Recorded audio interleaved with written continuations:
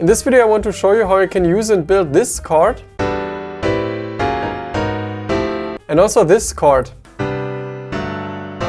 And the great thing about them is that while they sound really jazzy and interesting, you can perfectly drag them around without knowing much about music theory, because music theory and jazz theory can be this big chunk of information that is really overwhelming and intimidating, and I still highly encourage you to go into it if you want to learn how it works and also have like different tools.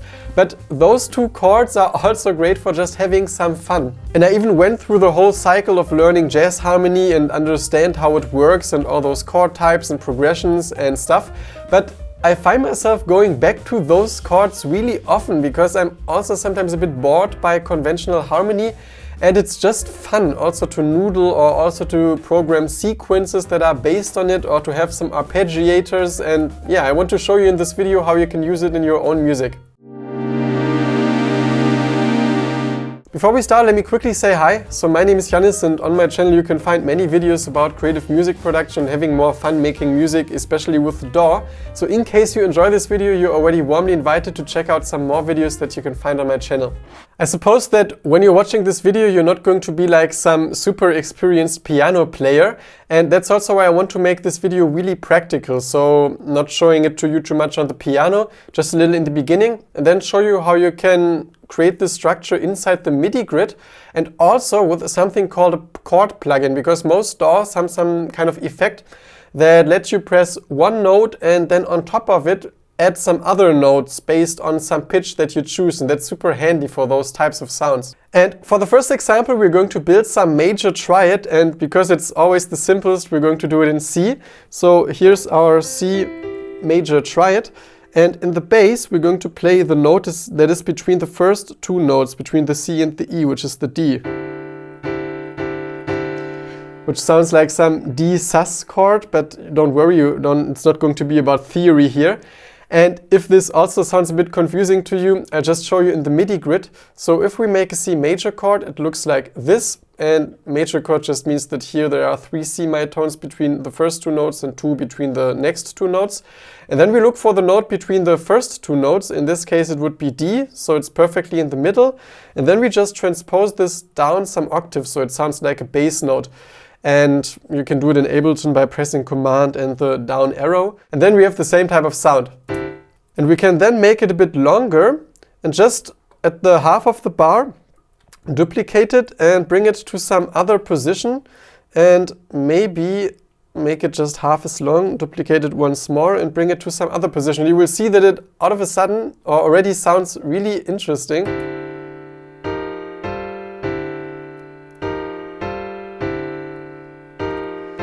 And this would be the concept of dragging it around inside your MIDI grid, but there's actually some more fun way of doing it if your DAW allows this, and I think most likely it will.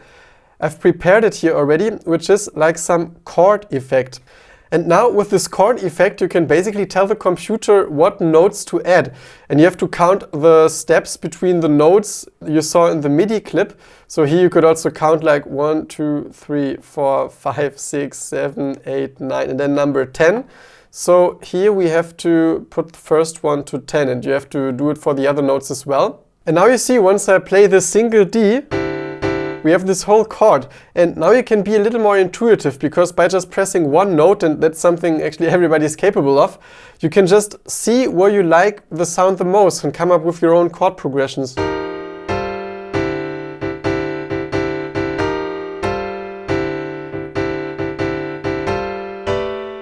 Now with this chord there's one note that sounds amazing if you add it, which is the B, which is again 4 semitones higher, and would sound like this. Just more tension.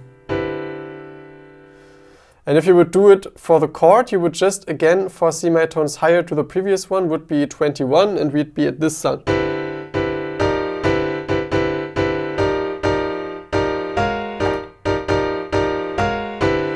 And again, for the MIDI grid, this would just be your structure that you could also freely drag around and just see where you like the sound the most. And there's another fun sound that is closely connected to this one, a little different because it's more like in the minor mode. And I want to show to you as well. For now we'll just erase the top 3 notes, although we'll bring them back because they also sound cool together, but I just want to gradually show you those chords, so let's delete them. And now in between this kind of range, we add a minor third, which means we have only 3 C mitones, and then a major third, because that's basically like some minor triad, and then on top it would be the 7th. I mean, don't worry if you don't get what I'm saying. So we have this kind of thing, and here I would actually bring those notes 1 octave higher, so we have some clearer separation between the bass and the chord. It's this type of sound.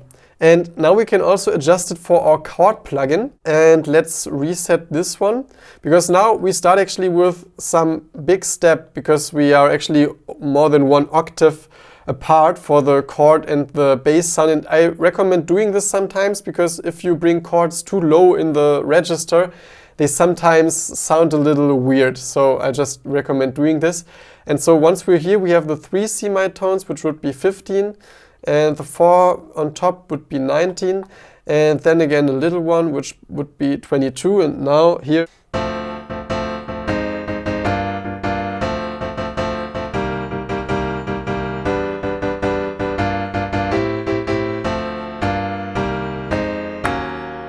we have this kind of sound that is also super cool, and again a bit like the previous one, but just a little more minor.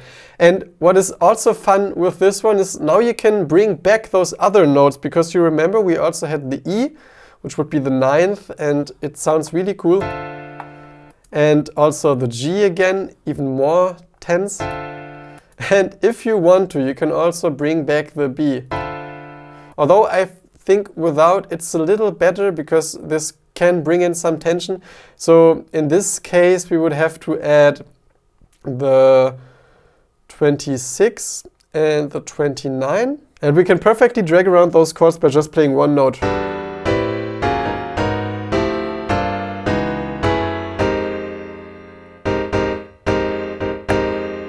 By the way, in case you're enjoying my content and sometimes wonder, is there maybe a tiny way I could support this channel, I want to warmly invite you to check out the links that you can find down below in my description. There you can find many ways, like channel memberships or Patreon, but also some affiliate links, access to my online courses, and I'm sure there's something that resonates with you, and just wanted to mention this real quick, and let's get back to the video. And I'm just showing it to you with the piano sound because it's the most clear one, but you can perfectly use it for some arpeggiated ambient sounds as well. So for example, now I'm using the Chord plugin, but here I have like 2 layers. One is just some lying bass note, and the other one is this chord sent through some arpeggiator, and then you get those beautiful colors.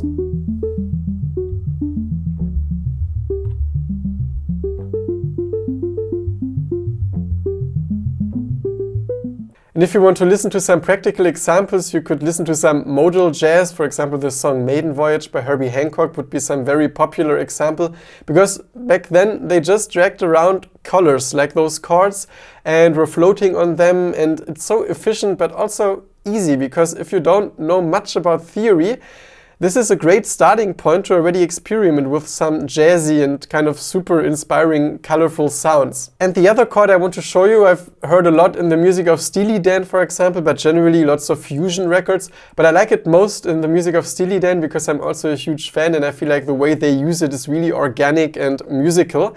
And it's just a triad plus a bass note. Let's look at it. So if we now start again with some C triad, because that's our foundation, we add in the bass, in this case some F, but you can think of it as just the note that is 1/2 step higher than your middle note, in this case the E. So instead of playing the F here, you drag it down to the bass and you have this type of sound. I like it so much. And let's see how this looks like in the MIDI grid. So here we have our C major chord again, and you can just on top of the middle note draw another note. Let's also just drag it to the end of the bar, and then in Ableton command down arrow and put it just in the bass register, and we have the same sound. And let's build it for our chord effect. So we start with 7 C mitones, then we have 11 C mitones, and 14. So we should have the sound now.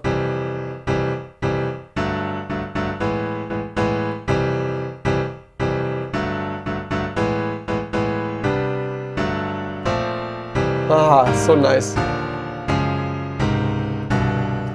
In case you also want to make your music rhythmically more exciting, I highly suggest checking out this video with this particular trick I mentioned there.